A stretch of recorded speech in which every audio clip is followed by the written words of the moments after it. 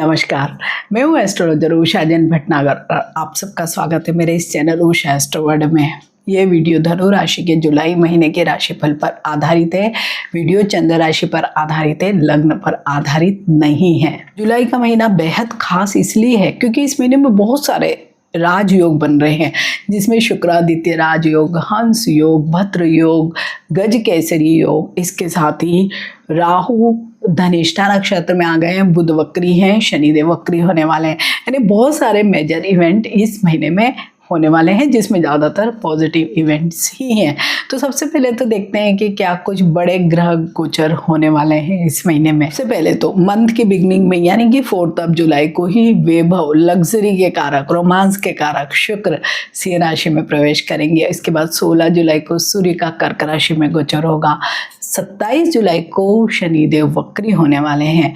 वहीं कर्क राशि में हंस, शुक्रादित्य राजयोग, गज केसरी योग, इतने सारे बढ़िया योगों का निर्माण हो रहा है। और मिथुन राशि में बन रहा है भद्र नामक का राजयोग।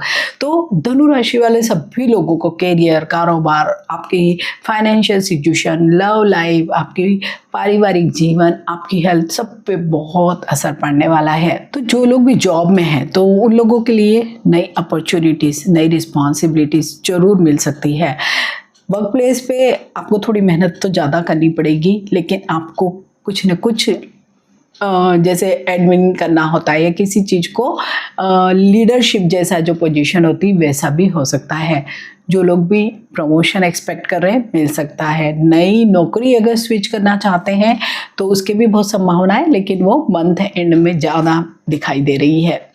इस महीने में सबसे ज़्यादा जो फोकस वाली बात है कि जल्दबाजी में कोई निर्णय न लें।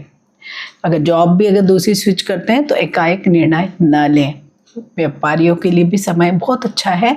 अगर पार्टनरशिप में काम कर रहे हैं तो बहुत अच्छा आपके लिए रहेगा। अगर आपके पुराने कई बिल पेंडिंग है, नहीं आपको मिल रहा है पैसा, तो सारा मिल सकता है। ऑनलाइन या डिजिटल बिजनेस करते हैं उनके लिए भी बहुत बढ़िया है। लेकिन जब मंथ एंड में शनिदेव वक्री होंगे, और क्योंकि उनका वक्री गोचर आपको 20 तारीख से ही दिखाई देने लगेगा, तो आपको थोड़े वहाँ पे डिले, ऑब्स्टेकल्स, हर्डल्स मिल सकते हैं। अब रिश्तों की बात करते हैं तो थोड़ा सा एग्रेशन रह सकता है, रिश्तों में थोड़े मतभेद भी रह सकते हैं। तो शुक्र की ही वजह से धीरे धीरे आप देखेंगे कि जो भी गलतफहमियाँ वो भी सॉर्ट आउट हो गई, या कोई थर्ड पर्सन आया तो उसकी वजह से भी कुछ इश्यूज हुए तो वो भी आपके सब सॉर्ट आउट होंगे। जो लोग मैरिड हैं उनके लिए भी समय अच्छा है, बस थोड़ा सा क्रोध पर नियंत्रण रखना रहेगा। परिवार में इन जनरल हार्मोनी रहेगी, पेरेंट्स, भाई बहन सबके साथ अच्छे रिश्ते रहेंगे। लेकिन मंथ एंड में शनिदेव जब वक्री होंगे तो हो सकता है कि थोड़ा सा मन में ही कुछ, जैसे कुछ हमें लगता है ना खराब, वैसा ही कुछ चीज़ें आपके लिए हो सकती है। तो अगर इस पूरे ही तरीके से, अगर इस ग्रह गोचर के तरीके से देखते हैं तो ज़्यादा समय हमें अच्छा ही, पॉजिटिव ही दिखाई दे रहा है।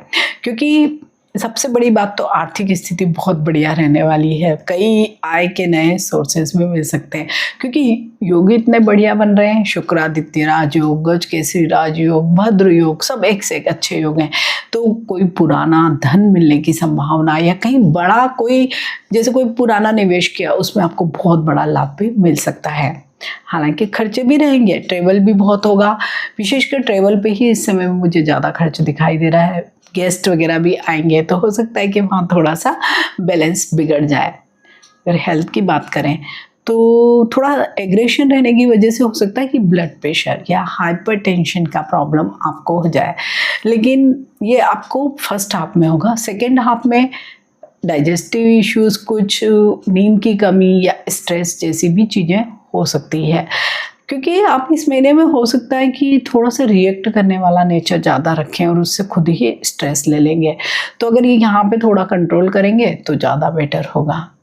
तो इस महीने में जैसे कि 2 चीज़ें होने वाली है। एक तो राहु धनिष्ठा नक्षत्र में गोचर करना चालू कर चुके हैं, तो उनका प्रभाव बहुत अधिक मिलने वाला है। क्योंकि धन संबंधित जितने भी मामले हैं उनमें बड़ी तेजी होगी, और कई सरप्राइजेस इवेंट्स भी हो सकते हैं कि अचानक से ही कोई बड़ा धन लाभ हो गया। अभी लॉटरी तो नहीं होती है इंडिया में, लेकिन कोई कोई स्टेट में शायद होती भी है। तो हो सकता है कि कोई लॉटरी ही लग जाए या कहीं किसी ऐसा पैसा आपको मिले जिसके बारे में आपने सोचा नहीं हो, बिल्कुल सरप्राइज जैसा, वो भी हो सकता है। और क्योंकि राहु का ये जो गोचर है इस धनिष्ठा नक्षत्र में, तो वो स्पीड भी बहुत देता है, एनर्जी भी बहुत देता है, तो यहाँ पे वो भी आपको उसकी भी कहीं ना कहीं मदद ही मिलने वाली है। इसके अलावा बुध है वक्री, तो वक्री बुध क्या देते हैं, कंफ्यूजन देते हैं। तो कंफ्यूजन से बचने के लिए क्या करना चाहिए, एनालिसिस करना चाहिए, सोच समझ के कोई निर्णय लेना चाहिए। र्यूमर्स पे बिल्कुल भी ध्यान देना नहीं चाहिए। कोई भी मिसलीडिंग इन्फॉर्मेशन लगे तो जरूर पहले श्योर हो जाइए कि ये ठीक है नहीं ठीक है, फिर उसको फॉलो करें या उसको माने। अदरवाइज क्या होगा कि छोटी छोटी सी मिसलीडिंग इन्फॉर्मेशन कोई रिलेशन के बारे में ही मिल गई या किसी फाइनेंशियल मैटर के बारे में ही मिल गई, तो और आपने कोई गलत निर्णय ले लिया तो आपको बाद में रिग्रेट हो सकता है, क्योंकि वक्री बुध ऐसा करवाते हैं।